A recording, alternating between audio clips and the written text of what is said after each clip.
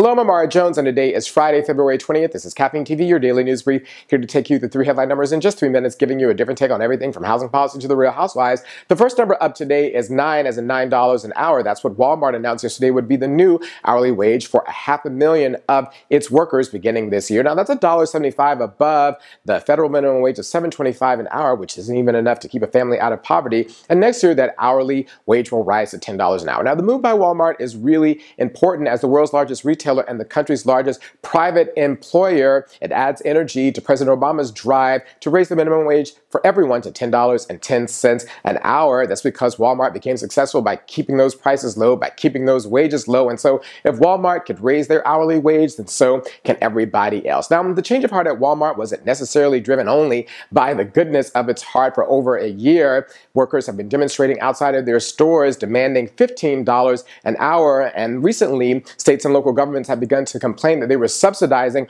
Walmart workers because the wages of those workers were so low. They were eligible for almost $8 billion a year in public assistance. Well, the next time you walk into Walmart and see someone with that smiley face pen on, you'll know that they really mean it. And when your price of your Tide goes up by a penny, don't complain about it. The next number up today is 107. Rudy Giuliani was 107th mayor of New York City, and the pot-stirring former politician is at it again. According to Politico, he told a GOP fundraiser, a mostly white audience, that, quote, President Obama doesn't love you and he doesn't love me, close quote, because he wasn't brought up to love America. Now, when the New York Times caught up with him to ask him what it had all been about, he said that it was a joke because President Obama had a white mother and was raised by white people. Well, at least we know he won't be a lead writer on Blackish. But it's not the first time that Rudy Giuliani has said some racially inflammatory things. He said that 2 New York City police officers were killed last year due to the Black Lives Matter protests, and he himself, of course, won the race for mayor against New York City's first black mayor by running a racially coded